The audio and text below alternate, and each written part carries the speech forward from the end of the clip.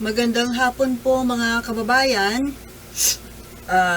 Kung napapansin po ninyo, napakagulo ng aking background. Kasi nga po, pagpasensyahan nyo na muna po. Kasi nag-aayos ako ng aking kwarto. Magulo pa siya. Sa weekend pa available yung makakatulong ko, kaya magulo pa siya. Now, ito po ang gusto kong talakayin with you.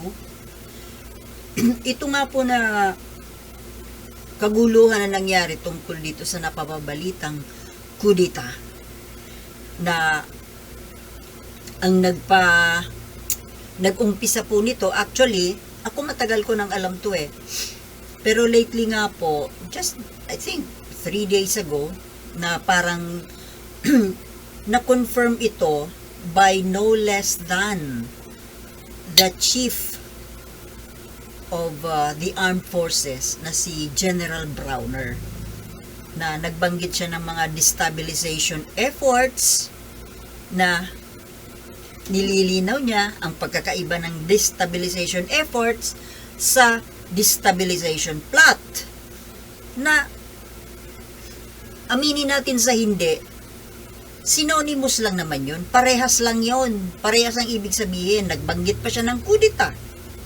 Tapos ngayon, binabawi niya, na miskot. Na miskot, dinig na dinig sa kanyang speech. Ngayon, ano kayang ibig sabihin nun? Ano po kayang ibig sabihin niya? Napagalitan ba siya ng kanyang ng Commander-in-Chief? Or ng Secretary of National Defense, na kumbaga ito po kasing ganitong balita, kudita, destabilization, pagpapatalsik ng Pangulo, para po kasi itong mayroon na tayong trauma tungkol sa bagay na ito. Dahil nga po yung pangyayari noong 1986, yung People Power Revolution, na nawala po yung ating pinakamamahal na best president ever, na si Apo Lakay.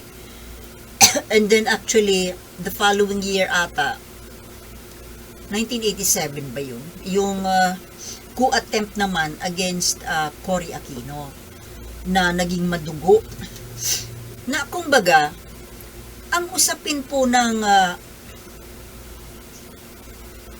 kudita hindi po magandang pag-usapan.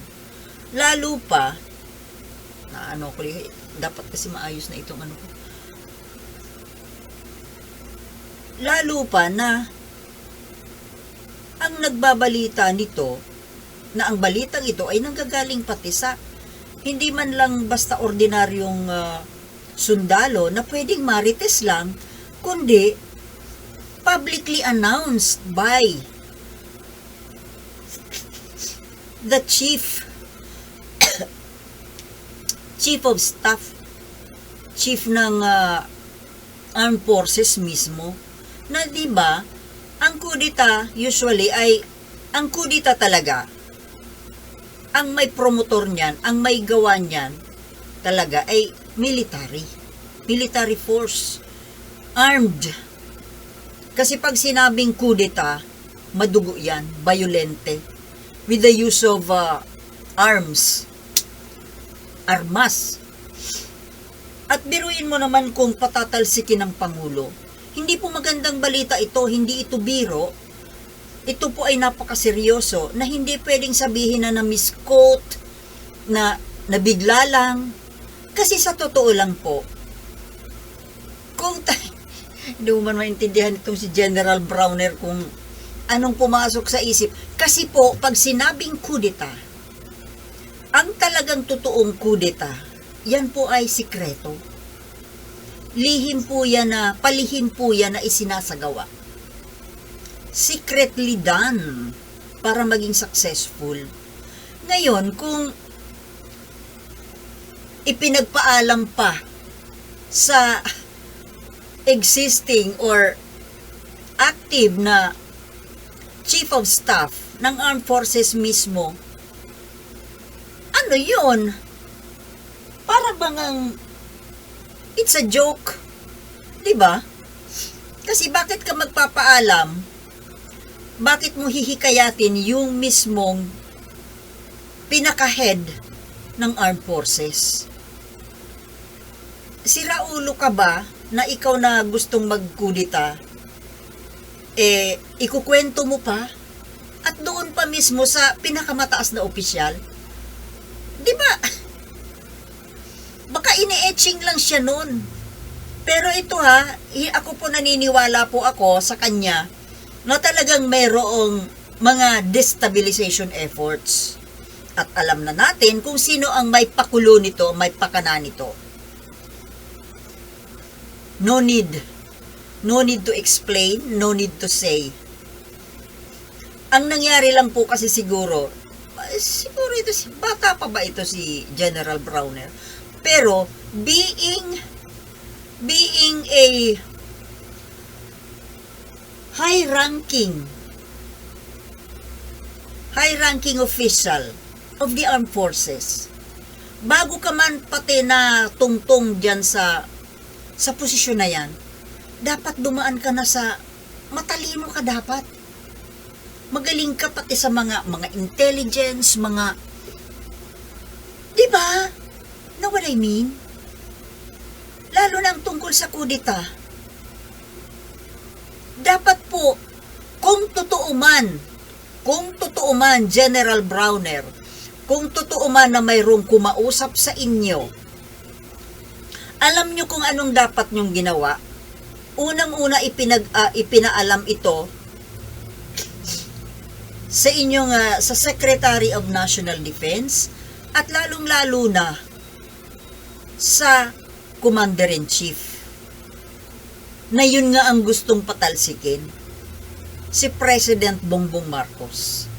And then from there gagawa kayo ng paraan na huwag itong matuloy without even informing the people. Hindi dapat nalalaman ng taong bayan na may mga ganitong plano, mga ganitong mga kaguluhan. Dahil ito po ay magdudulot ng matataranta po yung tao. Matatakot yung tao.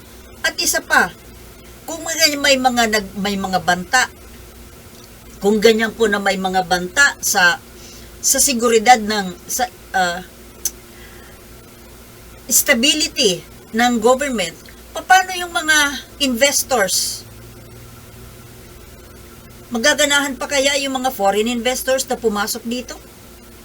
Na yun nga, may nakaambang mayroon palang nakaambang panganib, kaguluhan na destabilization of the government. Ang mga ganito pong klaseng problema, General Browner, hindi dapat malaman ng publiko. Kailangang malaman ito ng publiko kung talagang nandyan na at kung talagang wala na talagang atrasan. Para naman para yung public ay makapaghanda. Pero kung nasa ganitong stage pa lang, dapat ito pinuputol. Sabi nga ni Martin Romualdez, nipped in the bud. 'Di ba? Hindi dapat ipaalam sa taong bayan ang mga ganitong problema. Diyan pa lang sa ranks ninyo, ay isolve nyo na. Ano ba ang dapat gawin dito sa ang sabi nyo, kinausap kayo ng mga retired generals? O sino yung mga kumausap sa inyo? Hindi pa dapat ginawa nyo na kagad ng paraan? Ito ang mga ito na may plano palang pabagsakin ng gobyerno, dapat ito inaaresto Kinakasuhan dapat ito. Hindi yung, para kayong nag-usap lang na, pare inuman tayo. Parang ganun lang. My God, this is a serious thing. Kinabukasan ng bansa ang nakasalalay dito. Tapos ganun lang. Para kayong nagkwentuhan na, pare, pahiram ng motor. Pare, imbitado kita magninong ka sa anak ko. Tipong ganun lang. My goodness. Para naman kayong mga elementary. Hindi po basta biro ang issue na kudeta. Tapos ito parang napagpiyastahan na ng mga tao. Para bang ang ibig sabihin nito, bakit may gustong mawala ang ating presidente? Bakit? Hindi kontento sa pamumuno ng presidente? May mga mali ba ang ating presidente? Bakit kailangan siyang tanggalin ganito kaaga? Buti pa si Apo Lakay umabot ng more than 20 years bago pinagplanuhan na patalsikin. Ito 2 taon. Anong klase naman tayong mga tao? Para ba tayong sumubo ng kaning mainit na iluluwa? Kung hindi na natin kayang, kung namamalian po tayo sa palakad ng ating Pangulo, hintayin yung, dagdagan nyo pa ng ilang taon. 6 na taon yan, no? Hindi pa nga para kumbaga sa tanim, kapupunla pa lang nung buto sa lupa. Kauusbong lang, oh. Hindi pa nga nadidiligan, hindi pa nalalagyan ng abono, hindi pa namumulaklak, hindi pa namumunga. Katatanim lang, ano ba kayo? Kayong mga nagbabalak dyan ng lintik na kudeta na yan. At alam namin kung sino kayo. Masyado naman kayong mga ganid. Masyado kayong nagmamadali. Lumamo na kayo ng 6 na taon. Hindi pa kayo nakontento sa 6 na taon na pinagnilamo ninyo. Tapos ngayon palalayasin nyo yung kauupo lang at kayo naman uli ang papalit. Natural, alam namin kung sino kayo. Sino pa ba namang iba ang magbabalak, ang gugusto na mawala ang nakaupo na ang magmamana, ang magkikinabang ay itong pangalawang Pangulo? Hindi ba? At talagang may plano kayo na patalsikin yung, di ba? Ang kakapal ng mukha ninyo. Ang kapal ng mukha. Sa totoo lang mga kababayan, napakakapal. Samantalang sa totoo lang, itong gusto nilang iupo ay napakabobo. Nakita ninyo sa mga interview, doon sa budget hearing, hindi nga makasagot sa mga tanong. Mga simpleng tanong, very basic na tanong na dapat alam niya. Hindi nga masagot, laging no comment. Magiging Pangulo ka ng bansa, no comment? Laging no comment? Oh, may undersecretary will answer that question. Bakit ikaw anong ginagawa mo? Ikaw yung intended para sa iyo? Yung tanong. Ituturo mo yung USEC, yung ASEC, kasi wala kang alam. Wala kang alam at hindi mo alam ang trabaho mo. Hindi mo alam, wala kang alam, walang alam, walang laman ang utak mo. Nandyan ka lang para magkamal ng pera ng bayan. Magagalit yung mga DDS. Bahala kayo sa buhay nyo, wala akong pakialam.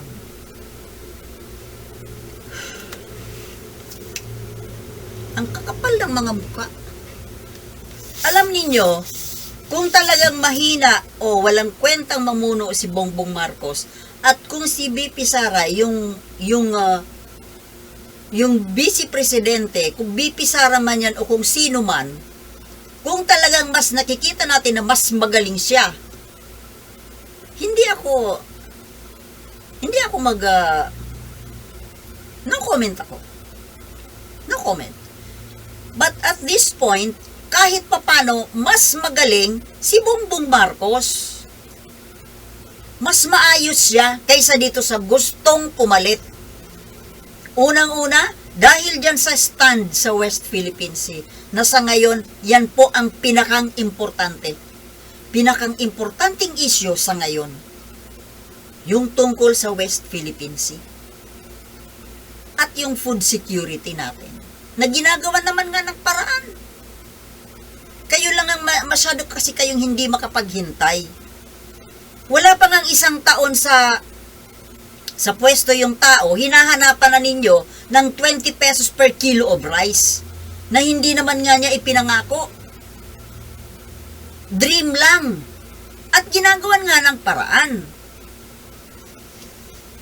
Gaya ng sabi ko, yung buto ng halaman, kakapunla pa lang.